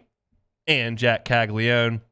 He says he likes Colby Shelton, who's going to be at Florida, who was a really good freshman for Alabama last year, but he takes Tommy White as the first name that rolls off of his tongue there. So two guys that saw him last year would suggest Tommy White, best position player in the country. Now, J.J. Weatherholt at West Virginia is sensational. Obviously, Caglione is a stud. I would suggest Ethan Petrie over at South Carolina is phenomenal as well. There are a lot of really, really good players. I mean, look, Jay Slavalette at Texas A&M is one of my favorite players, was a former LSU commitment, ended up at Texas A&M. But Tommy White getting a lot of respect, and it does make me feel a little bit better when you lose Dylan Cruz, who, in my opinion, is the greatest player who's ever played at LSU, and you still, in the year that you lose him, have what many consider to be the best player in the country. Makes me feel a little better. I'd like to have Cruz back, but Tommy White will make me feel a little bit better. All right. So the next question that they asked is, who's the best pitcher in 2024? And some of these answers are not surprising at all. Josh Hartle from Wake Forest, who beat LSU in the College World Series, got a few. You've seen some Jack Caglione answers in here. Carter Holton from Vanderbilt is one that Jim Schlossnagel mentions. Chris Lemonis and Jay Johnson both said Hagen Smith for this one. But I was very interested in one answer, and that was Tom Walter's answer. He's at Wake. Last year in the Super Regional, Wake played Alabama, and Luke Holman started the first game of that Super. And for the best pitcher in the country in 2024, Tom Walter says, I really like LSU's number one, the kid who transferred from Alabama, Luke Holman. He can really pitch. His stuff is really starting to come on. I can see him having a really, really big year this year. You've probably heard me talk about Luke Holman. I think he is a quality SEC starting pitcher. I do not consider him at this point to be an ace of an elite level team. But Tom Walter knows a lot more about college baseball than me, and certainly scouted Luke Holman a lot closer than me and watched him pitch in the biggest game of Luke Holman's life, and has that to say that he might be the best pitcher in the country. I hope I am so wrong on this, and he is just a superstar. And we'll see where he slots in this weekend and what he looks like. But that, to me, was a surprising answer to hear Tom Walter suggest that he thinks Luke Holman could be the best pitcher in the country. Now, maybe he doesn't know all the pitchers in the country. It would surprise me if Tom Walter knew all the Pac-12 aces. I don't think he can tell you much about the Texas staff. So again, you probably have some scouts that have a different answer, but less important that Luke Holman is the best pitcher in the country, and more important, in my opinion, is that Tom Walter said, yeah, that dude's really good. I'll take that for sure. Next question that I thought was interesting was, who is the best position player you've ever seen in college baseball? And there are some great names in here. Tom Walter says Mo Vaughn at Seton Hall was the best. He also said Todd Walker was the best, but he didn't have a great long time to look at him. So Todd Walker getting some love that many years later. Buster Posey got mentioned a couple of times here. Jay Johnson said, can I say Dylan Cruz? If not on my team, but he wasn't a D1 player, then it's Bryce Harper at Southern Nevada. That would be my other choice. But I thought impressive here that Jim Schlossnagel, who was at TCU at the time when he would have seen this player, said Alex Bregman is the best college player that he had ever seen. Bregman was sensational, and that play that a lot of y'all remember from the College World Series where Bregman ranges up the middle and makes that spinning play in center field and fires it to first base, that was against TCU, and Bregman had a couple of hits in that game as well. But Jim Schlossnagel's been around a long time and has played in monster games at TCU and Texas A&M, and for him to say that Alex Bregman is the best, I thought was really cool. Then it comes to best pitcher you have ever seen. And I'm just going to read some of these quotes from some of these guys that have been around college baseball a very, very long time. Best pitcher you've ever seen. Tom Walter. I'd have to say Paul Skeens. What he did last year was pretty incredible. And to do it as consistently as he did, week in and week out, the way he pitched in Omaha, it was pretty special. So that's Tom Walter saying he thinks Paul Skeens best he's ever seen. Listen to Jim Schlossnagel's answer. This is great. Skeens, by far, not close. I coached against Steven Strasburg, Mark Pryor, all of them. It's not close. That is an incredible answer. That's not from an LSU fan who sat in section 221. This is Jim Schlossnagle. He's been to Omaha a handful of times. Won in the Big 12, in the SEC, A&M. He's been at Tulane when they were really, really good. Not close. Not close to Strasburg. Not close to... I thought that was an incredible answer. Chris Lemonis' answer. I know this was recent, but it's Paul Skeens. It was just everything. Just the presence. The average fastball is like 100 through the whole game. It was 3 pitches for strikes, just a complete package. So that's 3 guys who were in the camp for Paul Skeens. Jay Johnson says Paul Skeens, but Steven Strasburg would have been my choice outside of my own team. It's difficult for me to settle emotionally with knowing that you may have already seen the best and you won't see anything better than that.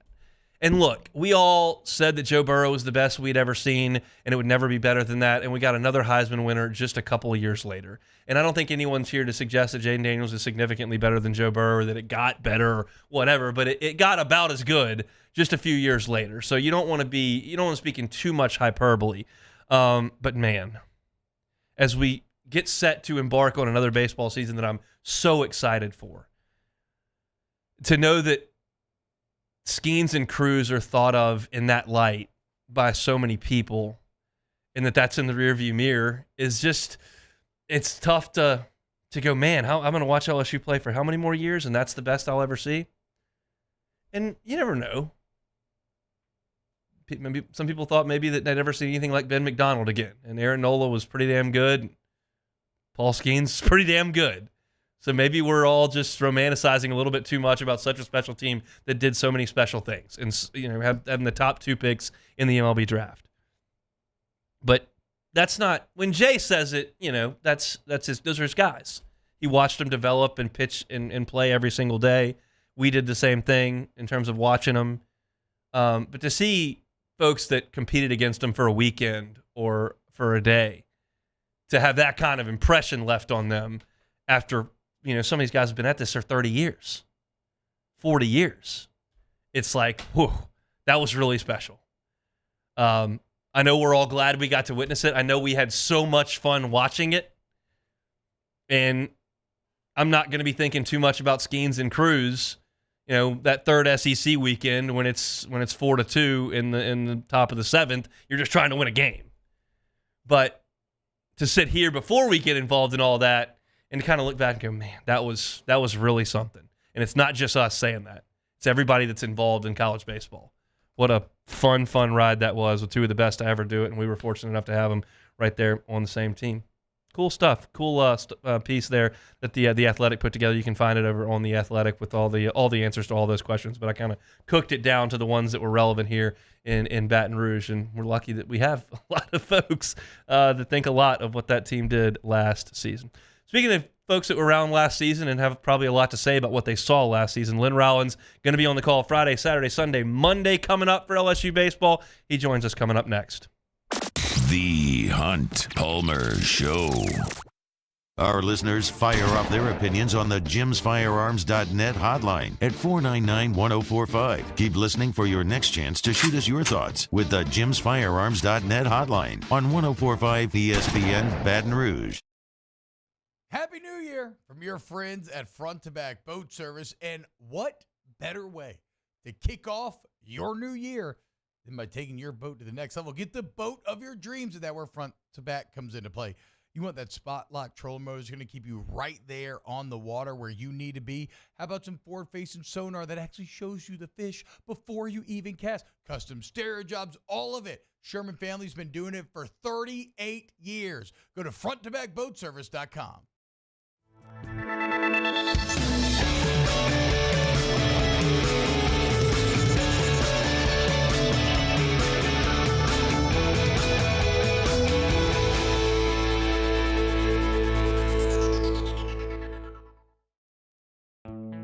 The importance of doing this fortified program and offering it to people down here is, number one, the only real chance you're going to get to do this is when you put on a new roof or build new. And through companies like HUDCO, who's kind of leading the way in this thing, it's going to offer the customers a huge advantage in the insurance market and the price of their insurance. We're not looking to make a fortune off fortifying. We're trying to give you a better product than our competitor at the moment. I'm trying to do something that he can. I'm trying to give you something better. So a lot of these insurance jobs, you're getting a re-roof, you're only paying your deductible. Let's sit down and talk about the Fortified and let's see what it does to your insurance premium. You're getting a steal. Yeah. You're getting a brand new roof and a Fortified certificate for your deductible, essentially. And I think we're rocking and rolling.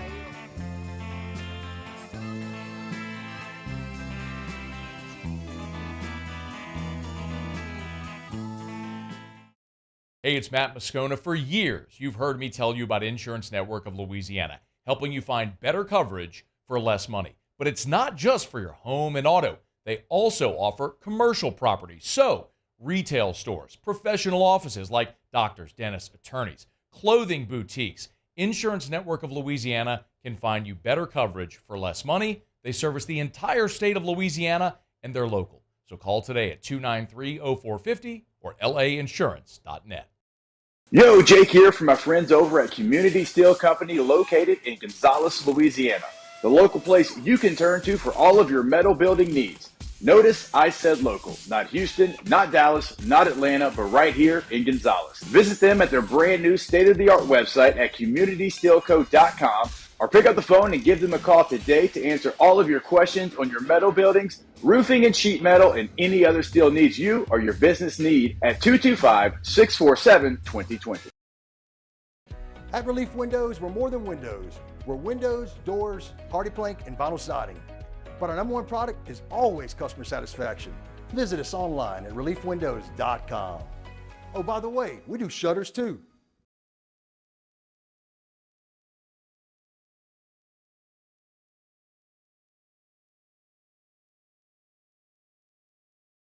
They are having an inventory clearance sale. That's right, out with the old, in with the new.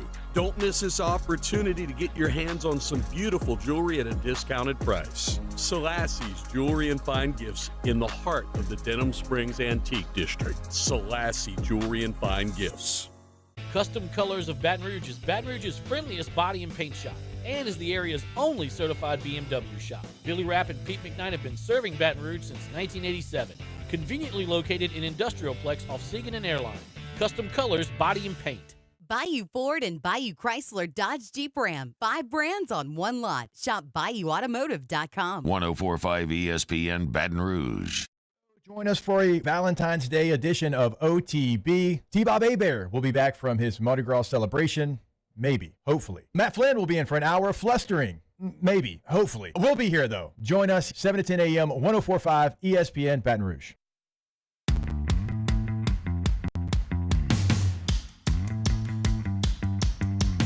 This is the Hunt Palmer Show on 104.5 ESPN Baton Rouge. We'll be live noon to 2 Friday from Champions Plaza just outside Alec Box Stadium, getting ready for LSU and VMI in the season opener. LSU will play 2 with VMI this weekend and 2 with Central Arkansas. And for all 4 games, you'll hear Lynn Rowland and Ben McDonald on the call. Lynn Rowlands joins us now on the Jim's Firearms Hotline. Lynn, thanks for the time. How are you? Hunt, it's great to be with you, and obviously for both of us, it's our favorite time of the year, and we shall see what the weatherman brings this weekend, but let's think good thoughts, and I can't wait to see what this 2024 version of Tiger baseball is all about. Yeah, I can't wait to talk about it, but I do want to go back. In the last segment, I was just reading through an article posted on The Athletic where they gave some questions to some big names in college baseball: Jay Johnson, Tom Walter, Jim Schlossnagle, a bunch of coaches around. And they were asking questions: who's the best position player you've ever seen? Who's the best pitcher that you've ever seen? And it was almost unanimous. Those who had played against Skeens last year said it. Jim Schlossnagle said, "I saw Steven Strasburg. I saw Mark Pryor. It's not even close. It is Paul Skeens." When you think about what you watched from Paul Skeens last year, what will your lasting memory be?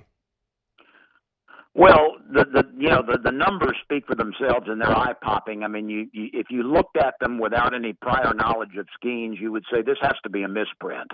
And the 2 strikeouts virtually per inning over the course of the season. But Hunt, the thing that impressed me most, not the consecutive 100-mile-an-hour fastballs, not all the strikeouts, not the wins and the losses.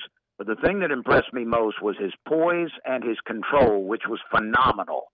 And when you can throw that many pitches that hard with that much movement and that much stuff, in a variety of counts and not walk batters. He's the best I've ever seen, and there's no question about it. And, he's irreplaceable. So let's don't think there's a next Paul Skeens out there because there is not only in Baton Rouge but anywhere in the country. But to answer your question, it's Paul Skeens. What's it like standing next to Ben McDonald and watching the guy who's basically the second coming of Ben McDonald in an LSU uniform? Well, I mean, Ben McDonald for his time was as good as anybody, and the game has changed so much. There've been several pitchers for LSU that I think are in that rarefied air, but Skeens is the best I've seen. Nola, maybe the second best when you consider his whole career. Ben was a trailblazer, and not only threw hard but had the wipeout breaking pitch, which really was the pitch that made the difference for him. So it's fun to think back and compare, and different eras as well. No question about that. And the other piece of this whole pie is Dylan Cruz and his 3-year legacy in Baton Rouge. Skeens seemed like he was here one day and gone the next for just an incredible 1 year. But Cruz, a 3-year career. Where will you remember him? Very well could be the best. Yeah. He hit well over 400 last year. It was not a fluke. Had the power, had the RBI, had the arm in center field. And you've talked about it so accurately over the years. There are very few true 5-tool players. Well, he might have been a 6-tool player. So I would, it's really hard to say he was the best ever at LSU, but he could have been. I wouldn't argue with it. If you wanted to make that argument, I couldn't refute that successfully. No, I would suggest that he is. I haven't seen them all. I didn't see very much of Todd Walker, and I didn't see a ton of Eddie Furness, although I did see a little bit at the end. But you talk about 3 years and the tools that he had in the production, and then to get the national championship, which is something that almost feels like you have to do at LSU to get it into discussion, which is probably not fair. But he got it done right there at the end, and I would put him up there against anybody for a 3-year run here in Baton Rouge. So now the question becomes, how does LSU retool this thing and move forward? Who's the most difficult player to try to, quote-unquote, replace for this LSU team? Well, it will be Cruz for sure because of all the things he could do, steal bases, play flawless defense, hit with power, hit for average, was the emotional leader of the team. So it definitely will be Cruz. And there are some options. We'll see if Paxton Kling moves from right field to center field. He's the most Cruz-like, if you will, physically and with some of the tools of Cruz, but a long way to go before he reaches that stratosphere. This is a team that's going to be looking for power. I mean, when you look at last year's lineup, 85 home runs are no longer available. You had Cruz with 18, you had Beloso with 16, and boy, was he an underrated player last year offensively. Morgan had 9, and of course his incomparable defense at first base. Jobert had 14. Dugas with 17, Thompson with 11. I mean, that's a lot of production up and down the lineup. And other than Tommy White, of course, where's the next double-digit home run producer? Is it Travinsky? He did it last year in a reserve role. He could maybe up that a little bit, but who protects Tommy White in the lineup? I mean, that's a big question. Tommy White was just a few hits away from a 400 average himself with tremendous power. And you recall he missed a handful of games with injuries and was limited in some others, still led the country in RBI. He's not going anywhere. He's going to duplicate those numbers if somebody can protect him in the lineup. And that was my next question. It's like you're reading off the notebook here, but what do we think an entire season of Hayden Travinsky looks like? Because we didn't really see that last year. We got just about half. No, you're right. He played, 25, 26 games. I'm not sure that his role is going to be much different than it was last year. I think he'll catch some. I think he'll DH some. I don't know if he'll be in the lineup every week or every game behind the plate. I mean, you've got Alex Milazzo, who certainly is no Travinsky offensively, but better defensively. Brady Neal, of course, was injured last year, but he's had a good fall and run up to the start of the season. He's an option certainly at catcher. And remember, he was a starting freshman catcher until he was injured last year. So they're pretty deep. But I think Travinsky will rotate behind the plate and also be DH and even can hold down first base if necessary, although I don't see that as an option that will come early. LSU starting pitching. You obviously lose Skeens and Typhoid, who were both first-round selections. The talent is unquestioned. It's just a matter of what it looks like when those guys are thrust into those roles full-time. And the one that is coming back from LSU is Thatcher Hurd, who was obviously brilliant in the national final. Your thoughts on his ability to hold down a weekend rotation spot this year? Well, I think your point is extremely well made. Thatcher was without question, a piece of the championship machinery, and LSU would not have won the national championship last year without his performance in postseason.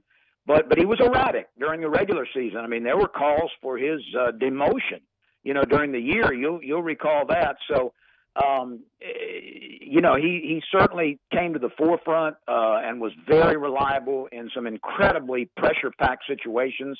If he can even approach that, he'll be fine. But as you say, there are so many options this year, some unproven, but with a lot of talent.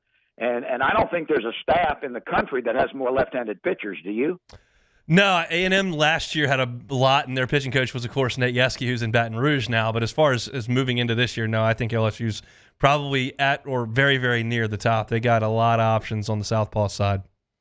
One of the key things for me, too, and LSU under Jay Johnson has been really good at this, but the Tigers, when you combine walks and hit batters, and LSU is flinchless, at the plate. I mean, they get plunked plenty. But they were second in the country in free passes when you combine walks and hit by pitch. And that's the type of stuff LSU is going to need again. It may take 3 hits this year to produce a run, whereas last year 1, maybe 2 hits. So that's going to be a difference. There are going to be fewer home runs. I mean, that's just a fact. Hopefully there'll be some players who can emerge with 6, 8, maybe 10, but we're not going to have any 18, 20, 24, 25 home run guys other than Tommy White. How'd you feel I told you that Gavin Guidry was the closer on this team? Is that something you think could materialize? It could. There are so many unknowns when it comes to relief pitching for LSU and guys with unbelievable credentials, some of the newcomers. So I think it could. I think he's certainly in the mix. I don't know if there's a 1, a 1A, and a 1B. I don't think there is right now. But, it might be a little more situational as opposed to, LSU's got the lead in the 8th and 9th, and this guy's coming in without question. I don't think it's going to be quite that cut and dried, at least early. LSU and VMI, it'll be 2 o'clock first pitch from the box. It'll be Lynn Rollins and Ben McDonald on the television call. Lynn, thanks so much for some time. We'll see you at the box this weekend. I appreciate the opportunity to say hello, and let's keep our fingers crossed for good weather, and let's play too. We sure will. That is Lynn Rollins, Louisiana Sports Hall of Fame broadcaster, and he'll be on the call all weekend long. Certainly, I know most of y'all fired up to hear Lynn and Ben on the calls this weekend. I certainly am, and looking forward to getting in the press box and saying hey to Lynn. He guided me through my only television appearance basically ever when I helped on the call of a game against Mississippi State last year. Great guy and an awesome broadcaster, and we'll be thrilled to have him on the call for another season starting up on Friday. Tonight from the O-Dome in Gainesville, it'll be LSU in Florida. I'll get you ready for it coming up next. You are now listening to The Hunt Palmer Show. ESPN Bet is now live in Louisiana as the official sportsbook of ESPN. ESPN Bet's the only place to find daily exclusives and offers with your favorite ESPN personalities and shows. Sign up today, and new users get $100 in bonus bets for making any sportsbook bet. Find all your favorite markets and bets, in-game wagering, cross-sport parlays, teasers, and all the props you can handle. That's ESPN Bet. Download today. What a play. Must be 21 or older. Gambling problem? Call 1-800-522-4700. In partnership with the Bears Lake Charles. Terms and conditions apply. See app for details. In times of need, get a full list of phone numbers, websites, and other important emergency information on the Demco Stormwatch page at 1045ESPN.com. There it is, the extra mile. on the border of expected and extraordinary for those willing to go further, like vans customized for work or play, with safety and tech to keep you connected. Supported by a 5-star sales, service, and finance team, and backed by the 1-star you know. So go the extra mile. It's never crowded, because so few have what it takes to go there. Mercedes-Benz Vans. There's never been a better time to catch a John Deere deal from the crew of Sunshine. Ask us about our low monthly payment options on our tractor packages and let the good times roll. With equipment strong enough to power one of the world's largest celebrations, we've got your needs covered too. Learn more about what it means to be powered by Sunshine at sunequip.com. Some restrictions apply. See dealer for details. Offer ends April 30th, 2024. I've been doing business with Luba for 25 years. They're dependable, trustworthy. It's just the attention to detail with our clients. Our folks have years and years of experience. They're highly trained professionals, but many companies have that asset. What I'd like to think makes Luba a bit different is that we use those talents in a way that truly is dedicated to serving the needs of the folks who depend on us. Dylan Cruz here to tell you about Six Rings Baseball and Softball Camp. If you live on the North Shore and play ball, go to Six Rings Camps with former LSU assistant coach Dan Canaveri. His knowledge is second to none, and your child will improve and have fun doing it. Camps were held at Coquille Park and Six Rings Academy in Covington with 4 sessions over the summer. Full day and morning only sessions are available from ages 7 to 13. Go to sixringsbaseball.com or call 985-206-9096. Learn the game to love the game. Breck teamed up to reimagine your parks, and you imagined big. With your help, we went to work, creating 12 beautiful community parks across the parish. A family-sized water park, miles and miles of trails, and parks just for your dogs. There are more places to splash, to explore, to run wild, and even soar. You imagined, we delivered. Gold. Breck, your #1 park system in the nation.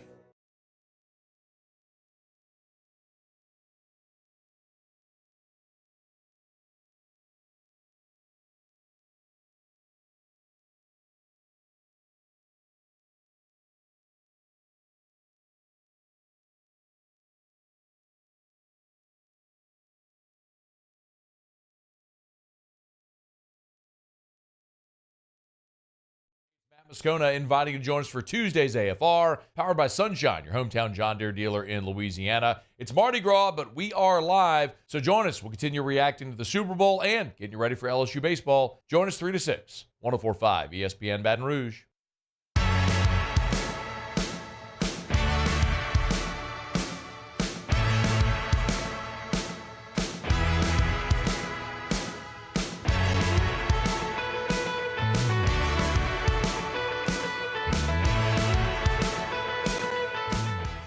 Tune in this weekend for coverage of NBA All-Star Weekend. Friday night at 8, it's the Rising Stars Challenge. Saturday night at 7, it's All-Star Saturday night with a dunk contest, three-point contest, of course, with Steph Curry and Sabrina Ionescu going up against each other.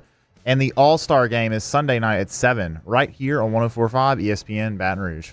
You're listening to the Hunt Palmer Show on 104.5 ESPN Baton Rouge. The gang over at Barstool Sports could have used Steph Curry and Sabrina Ionescu. Yeah, they could have. Yeah. They shot free throws for 14 hours trying to make 41 in a row. Well, I could have used, well, not you. You're a terrible free throw shooter, right? So you wouldn't have helped them. I would have been right in line with those bloggers that were clanking them. You totally missed this. Barstool had a launch yesterday, and they were doing this promotion where they streamed their bloggers, and they had to make 41 free throws in a row. They got one mulligan in the 41, so basically they had to make 41 of 42, and they couldn't stop until they did it. And they went literally all night, had multiple Barstool employees that were pretty good basketball players drive in from other states once they realized that the other guys couldn't do it. One guy drove 6 hours through the night, got there at 4 in the morning, started shooting free throws. They have Mark Titus, who played at Ohio State. They got some other college basketball player. They got a high school basketball coach who could come in there and make 7 or 8 in a row. There was a lot of drama, but they were not very good free throw shooters, and that's why it took them 15 hours. But they finally did it, which was pretty good entertainment. Speaking of entertainment and basketball side of things, LSU in Florida tonight from the O-Dome, Exact Tech Arena, I believe, at the Stephen C. O'Connell Center. We're just going to call it the O-Dome. I appreciate Zach Alvaverde for calling it the O-Dome earlier, because that's just what we're going to do. I've struggled with Neville Arena, which I just call Auburn Arena. Food Bank Center or something in Knoxville. That's going to be the Tommy Bowl. And they'll be in the O-Dome tonight against this Florida team. And when we looked at this 5-game stretch that we've talked about over and over and over and over and over and over and over again, saying, please try to win one. We've done this a bunch. I thought the two best chances entering this stretch would be at Florida and home Kentucky. Now, neither one is a sure thing. That's obvious. But I felt that way because I didn't think they were going to go to Tennessee and win. I did not think they were going to beat Alabama in Baton Rouge. And South Carolina had just been playing so well that I just didn't feel like that was a great chance on the road either, which is coming up on Saturday. And that only left Florida on the road and Kentucky at home. Unfortunately, Florida looks to be playing their best basketball of the year. This is a team that is 16-7 on the season. They are 6-4 in Southeastern Conference play. They've gone 10-1 at home in the O-Dome thus far, and they have won 5 of their last 6 games overall. They're playing very, very good basketball. They crushed Auburn on Saturday in the O-Dome, 81-65. Which was a really impressive 16-point win that was never even remotely close. They got up 13-0, and then they took control early in the second half as well and pushed the lead to 29 early in the second half. What have I said a lot about individual games in conference play? Some days you're unconscious. Some teams, the team you play is unconscious. Sometimes you can't throw it in the ocean. Sometimes the team you're playing can't throw it in the ocean. This was one of those games for Auburn where they could not find it. Auburn went 3 of 17 from the three-point line. And when you do that, especially on the road, you get beat. And they got beat soundly in that game. This Florida team is offensively geared. They are 3rd in the country in field goal attempts per game. They are 3rd in the country in offensive rebounding percentage. They're 12th in the country in free throws attempted per game. They're 7th in the country in points per game. They are top 10 in all these offensive metrics in terms of points per game. It's a team that wants to play really, really fast, and they're good at it. They're 13th in the country in possessions per game, and they're 26th in the country in offensive efficiency. This is akin to what Auburn wants to do and very much what Alabama wants to do, and LSU has kind of willingly stepped into track meets with these teams. Disagree or agree, that's what's happened. You could say that LSU wasn't able to slow the game down against Alabama either time or against Auburn, or you could say that LSU tried to keep up. Either way, it didn't work. And Matt McMahon has consistently said that LSU is at its best when they're playing fast offensively. Okay, it just is daunting to go play a team that's top 15 in the country in all these metrics offensively and try to keep up shot for shot. That's just a daunting task. Now, Florida's not great on defense if you look at the entire season statistically. They're 142nd in the country in defensive efficiency. Here are some points allowed in SEC games by Florida. Kentucky scored 87. Kentucky scored 84 in their second game. Ole Miss scored 103 on this team. Tennessee scored 85, and you're going, man, this team gives up a lot of points. And they do if you look at the entire season. Now, if you boil it down a little closer to some of the games they've played recently, it doesn't look as appetizing. They held Missouri to 67. They held Mississippi State to 70. They held Texas A&M to 67, a game they lost, but they held them to 67. They held Auburn to 65. So they've been better defensively. Now, you tell me what looks better here. Auburn went up and down with Florida and gave up 81 points and lost. Kentucky went up and down with Florida at Rupp and scored 91 points and lost at Rupp. Georgia went up and down with Florida and lost 102-98. Those are up and down, back and forth games. The one game in this stretch that they've lost, they went to College Station and they got beat 67-66. A&M was able to slow the game down. That's what A&M wants to do. They want to put that dummy three-quarter court press on. They want to grind you down. They want to play good defense, and they want to win the backboard. Like, that's what Texas A&M wants to do. And that's what they did in College Station. I don't know if LSU's built like that. Because if you look at the teams LSU's played that are good, they've scored a ton of points. Auburn scored a ton of points. Tennessee scored a ton of points. Bama scored a ton of points both times. Like, yeah, LSU held A&M to low shooting totals because A&M's is the worst shooting team in the conference. So the concern is if the game gets up and down and LSU just doesn't keep up, because that's the song and dance we've consistently seen. This is a backcourt-led team that Florida's got. Walter Clayton is a 6'3 junior guard, 17 points per game, shooting almost 40% from three in SEC play. Zion Pullen's going to run the point for him. He's scoring 17 a game in SEC play. I think if LSU wins tonight, it's in the low 70s. I think if the game gets into the 90s, LSU's going to lose. That's just the way it feels. I don't have the blueprint to slowing Florida down into the 70s. Maybe it's just they have one of those nights where they don't shoot it well. Maybe LSU creates a bunch of turnovers. I don't have the recipe.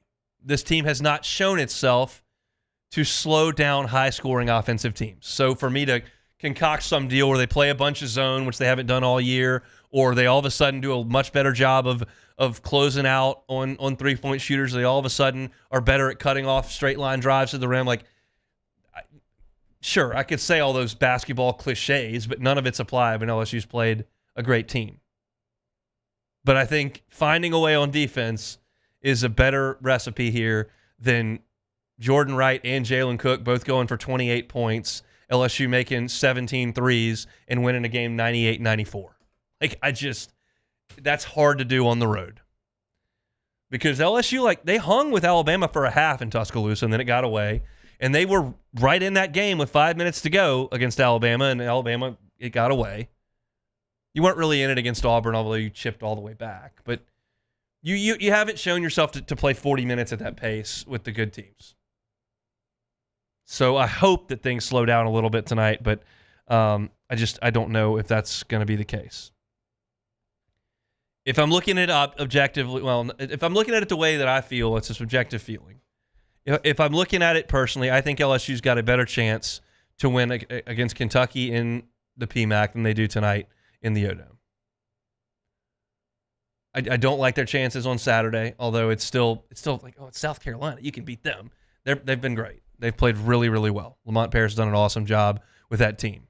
And Golden's done a really good job with this Florida team over the last 3 weeks. They have stepped their game up exponentially, and they look like a tournament team right now. LSU is not in that discussion, but we're just trying to get one of them. Now you're down to 3 opportunities. Is it tonight in Gainesville? Is it Saturday in Columbia? Is it coming up next Wednesday against Kentucky in the PMAC? Feels to me like it's a week from tomorrow, but I'll be locked in tonight. And I'm going to pick Florida to win, and I do think Florida will score a ton of points. I've got Florida something like 94-79, like some kind of 15-point win there. The line's 10 on the game.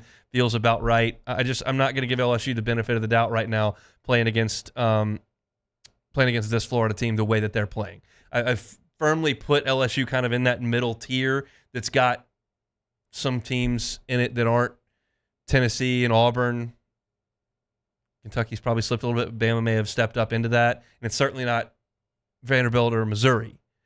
But Florida's better than LSU right now. And so I would expect that they would win tonight in the O-Dome. But we'll see. If you want to come out and watch it at Pluckers, it's going to be a lot of fun. We always enjoy those away basketball games. We'll be watching LSU and Florida. We'll have sports trivia at 8:30. So there'll probably be about 10 minutes to go in the game when we crank things up. We'll have you out of there by 10 o'clock if you want to come hang out and enjoy some basketball, drink some delicious cold beers, eat some awesome wings, and win some gift cards. We'll be doing it at Plucker Sports Trivia tonight out on the Nicholson location. All right, one more break to go on this Mardi Gras edition of the Hunt Palmer Show.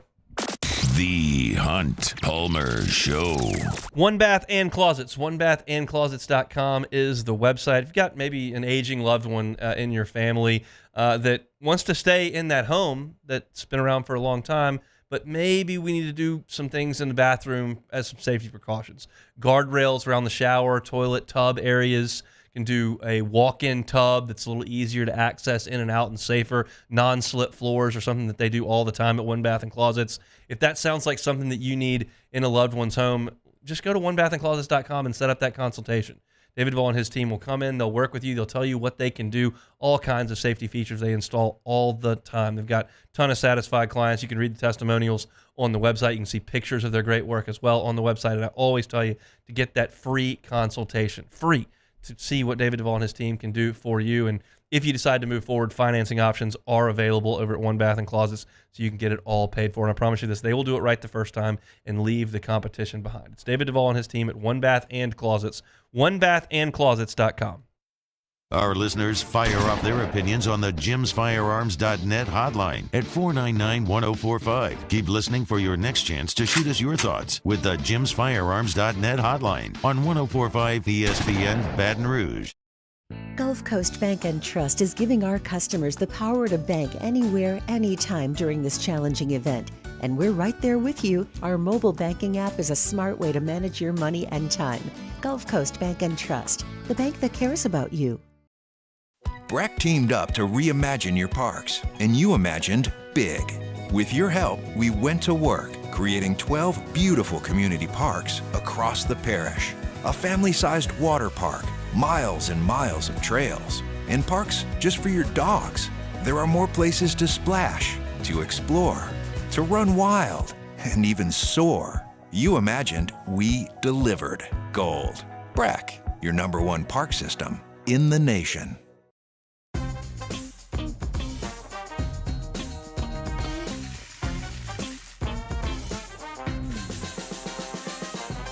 The best kept secret in town is out. Discover Tallulah at the Renaissance Hotel on Bluebonnet.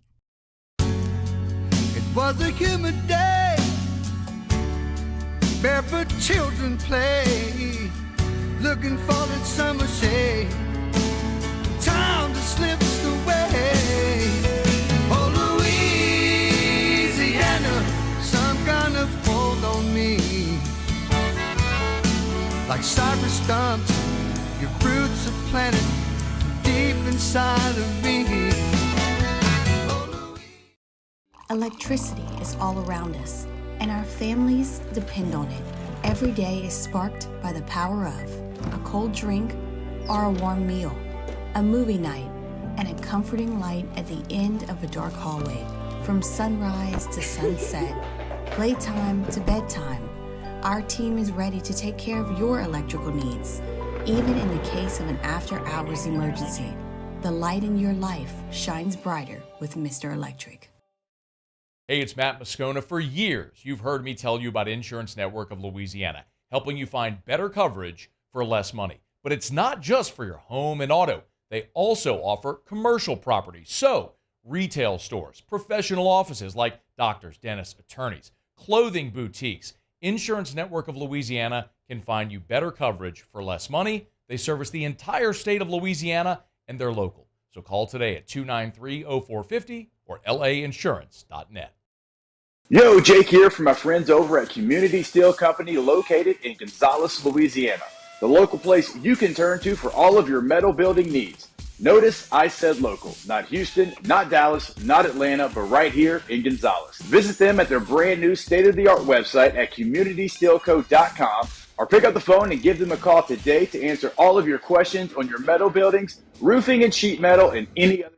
Join us for a Valentine's Day edition of OTB. T-Bob Hebert will be back from his Mardi Gras celebration. Maybe. Hopefully. Matt Flynn will be in for an hour of flustering. Maybe. Hopefully. We'll be here, though. Join us 7 to 10 a.m., 104.5 ESPN Baton Rouge.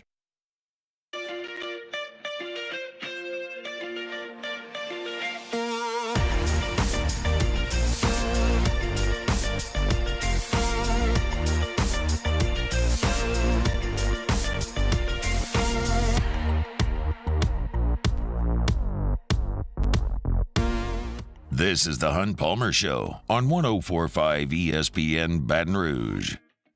Busy show coming up tomorrow. We'll have Glenn West and Sharif Ishak, as we usually do on Tuesdays, but they both bailed for Mardi Gras festivities, so we'll have them tomorrow. It'll be a What If Wednesday. We'll react to LSU and Florida as well on the hardwood, so plenty to get to on this Wednesday as we just keep checking off the days. So first pitch of the box coming up 2 o'clock on Friday. One thing left to do today. Check it back. That is take it or leave it. All right, first one here. As we suspected, TaylorMade and Tiger Woods announced a new line of golf attire called Sun Day Red, 3 words. So obviously, probably to differentiate from the Nike trademark, I would guess. Take it or leave it. I'll take it. Like, it's fine. Like, I don't love the logo, whatever. Yeah, it's okay. I don't get... I understand they can't use Sunday Red because that's a Nike trademark, but I don't... Is there some sort of meaning behind sun and day and red? I don't know. We're using the same words and spreading them out. Yeah, I don't know. I guess they maybe explain... I don't know if they've explained that with the rollout or not, but I'm guessing it's just so they can get around the trademark. I guess so. I was thinking maybe there was some kind maybe of... there is a... I don't know. But it's... the more, like, I think about... It's like the fact that he came out with that... the red and black that he was going to wear every Sunday, and he was the only guy to kind of do that. And then, I mean, obviously Ricky had his orange thing. Yeah, now there's guys that have their... And Rahm likes to do the kind of red thing with the gray is his kind of deal. But now I guess he's got to wear whatever stupid team name he has, so cancel that. But I just... it was just... What a, like, larger-than-life person he was in the game of golf for so long. So I'm sure TaylorMade will make some cash off of this. The question is, can Tiger play any golf this week? We'll see that pretty quickly. Last night, Spurs forward Victor. Okay, I'm all over the place here. Victor Wembanyama recorded his 75th three, 150th assist, and 150th block of the season. By the way, it's only 48 games in. He's the first player in NBA history to do so in the same season. Wembanyama will win multiple league MVPs. Take it or leave it. It's hard to win multiple MVPs, but he's kind of a unicorn, so I'll take it. He's got those kind of traits that your Jokic's and Giannis's and LeBron's have. Just being that big, that difficult to handle, and that skilled. It's hard to do. I wouldn't call it a slam dunk that he's going to win multiple MVPs, but I would lean to that side. And also a fellow rookie, Chet Holmgren, also will be having he will also reach that stat line this season. So just another guy that's just they're two players that are completely different from just what we've ever seen before. I feel like Chet was at Gonzaga like 7 years ago. Like, I don't even have strong recollection. Not that Gonzaga is always very present to us because they disappear for 2 months in the middle of the season. Like, you just don't see any Gonzaga in January and February ever. But and I guess if they play at Rupp Arena, you see him. You see that, Then he got hurt, and it's like he's been kind of out of sight, out of mind. But he's very good. He is. All right, moving on here. Freshman LSU golfer Jay Mendel won his first collegiate title at the Howell Williams Collegiate, shooting 10 under. Yes. Mendel will be playing in the U.S. Am soon. Take it or leave it. I'll take it. I'm for these LSU guys playing great and getting to the PGA Tour. I would love it if LSU had a similar contingent to the Georgia crew. And even like Alabama's got a few guys out there. Oklahoma State's got a solid crew on tour as well. Texas has Spieth and Scheffler out at top, and then you got like Bo Hostler and some of those guys who are pretty good. But it's kind of been the Sam Burns show for LSU for a while. Taylor out there. You do have Ben Taylor out there, but he's never as present as Burns is. So I would love it if I don't know if Jay Mendel is a great player or not. He's a freshman. He's shooting 10 under, winning tournaments. That's great. But I'd love a little more presence from the LSU folks out there, and I can guarantee you Scott Rabelais would like a little more presence so he can continue to have reasons to go cover all the Masters and the Ryder Cups and stuff. All right, last one here. Linton sacrifices. Take it or leave it. I'll take it. Like, I'm all for it if you want to do something it's positive for Lent. I don't know if my wife's got anything dialed up or not. I'm just probably not going to. I need to maybe run a little bit more and maybe eat a few better things. But maybe. Nothing like, there's no maybe, but it is, it's definite. But the question is, will I do it? But I don't know. You going to give anything up for Lent? I don't think so. I don't practice Lent, but I do think that it is a good idea to have something that you can just show that you can have the willpower to stop doing something for a few months. Same thing like a New Year's resolution. I don't do that either. I'm really bad at maintaining a healthy lifestyle. I have like 5 different times lost like 25 pounds because I just go like scorched earth, running like crazy, not eating anything. And then it's probably not healthy at all. And then I just gain it all back and then some. I haven't quite done that in a little bit. I probably need to do a little bit of it. I tried a couple of weeks ago and it just didn't take. I think I ran like twice and then bailed. So that's not going to be a Linton thing, but we'll see if we can figure something out. Maybe be a little bit. But I support all of you that want to give something up or do something positive or just do something that's there to benefit you or those around you. If you're out on the Mardi Gras route today or heading home from a great carnival season, we appreciate you making us a little part of your day. I think we all get back to a little bit more of a normal schedule this week starting tomorrow, but we've been here live and local all day, and we'll continue to be so as Matt comes up a little bit later. If you missed any of today's show, you can catch it on demand, 1045ESPN.com's on demand tab, Apple Podcasts, Spotify, whatever the case may be, wherever you find our audio, you can find our show. Ross Dellinger, really interesting piece up on Yahoo today about the future of NCAA athletics. I gave kind of some of my thoughts on Ross's piece. Saints mock draft. What do we think about Brock Bowers? I am trying to come around to it. And I gave my thoughts on that at 1:15. You can find that on YouTube at Hunt on Saints as well. Zach Albaverde covers Florida for Gators Online and the Orlando Sentinel. He was with us at the Gainesville Sun. He was with us at 1:30 talking LSU and Florida. The Athletic Baseball Coaches Survey. Best hitter you've ever seen, best pitcher you've ever seen. Paul Skeens, a lot of love. I talked about that at the top of hour number 2. Lynn Rollins will do this. That was a great conversation with Lynn. He's going to be on the call for all 4 baseball games coming up this weekend. And then my thoughts on LSU and Florida tonight from the O-Dome. I'm hopeful that LSU can play a great one tonight and find a way to steal one down in Gainesville. Didn't pick it, though. We'll see. Hope to see y'all at Pluckers tonight. Matt's about to drive you home on After Further Review. If I don't see you at Pluckers, same time, same place tomorrow, 104.5 ESPN, Baton Rouge.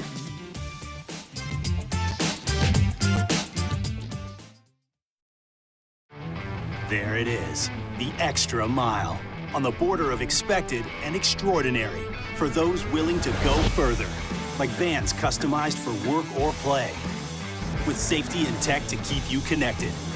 Supported by a 5-star sales, service, and finance team, and backed by the 1-star you know. So go the extra mile. It's never crowded, because so few have what it takes to go there. Mercedes-Benz Vans.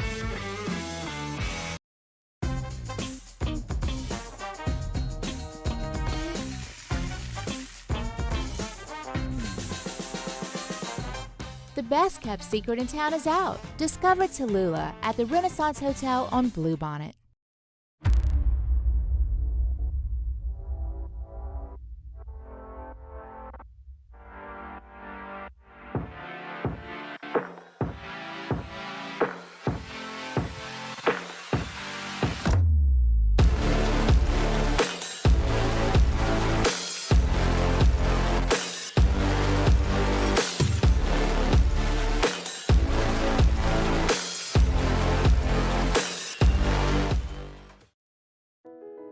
I've been doing business with Luba for 25 years. They're dependable, trustworthy. It's just the attention to detail with our clients. Our folks have years and years of experience. They're highly trained professionals.